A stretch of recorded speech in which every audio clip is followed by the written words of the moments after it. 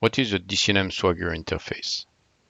Actually, you can automate and operate your fabric using an integrated DCNM Swagger interface to allow you to program your fabric using the DCNM Restful APIs, all prepackaged for you. You don't need any external API management tools. It's all embedded. So let's have a look at the API docs windows. So when you select the gear icon on the top right of your DCNM GUI, as we already discussed in the first module, you can call the REST API tools from there, right? So a new floating windows will pop up. This is also known as the API inspector. With this new windows, you can select the API docs that will open a new tab in your default web browser that points you to your DCNM appliance IP address followed by the /API docs. This new tab will display all API objects that the Swagger offers, such as alarms, fabric, interface, inventory, switches, backup and restore, endpoint locator, EPL.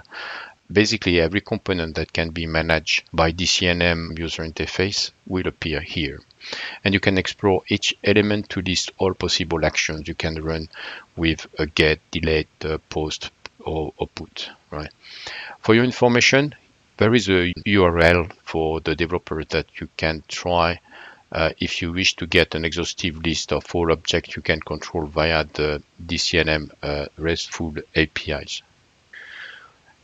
If we take a top-down LAN network, for example, then we select the component. It displays all the parameters associated to it, the body with the JSON-based script, with all the variables that you can edit based on your intent. This is easy to use, right? Just replace the string with your value and you post it. Let's have a look at the demo. From the network management space, select the scope MSD for multi-site domain and check the VRF names. Actually, there is only one named tenant 1. From the top right, open the gear and call the REST API tools. A floating pop-up window opens. From this window, click on the API docs button. This triggers a new tab. As you can see, there are several objects. Move down to the page until you hit the top-down network operation. Expand this object. You can see different subcomponents related to the network with different type of API calls, either post or get or put or delete. Select get the network for a particular fabric. Make a try. Give the name of the fabric, MSD. Enter the tenant name, tenant1, and execute. As a result, you get the list of all the networks associated to the fabric MSD under the tenant1. You will get outside net, inside net, web T1, and app T1. Okay, now let's try to post the configuration. Open the subcomponent used to create a bulk network.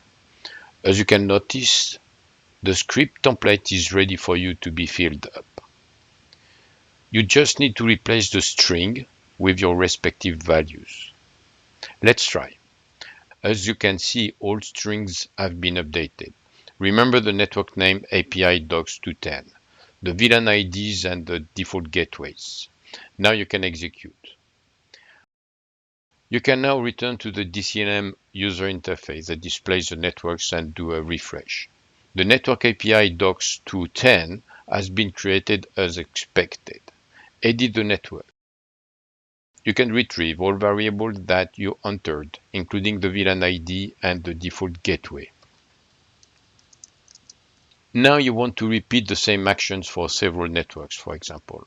Copy the original JSON script and duplicate it 2 times with different values. Execute and return to DCNM network management page and refresh your network database. Now you have 2 new networks with 211 and 212. The new networks being created, they are now available for further actions such as deploy to the leaf nodes and interface.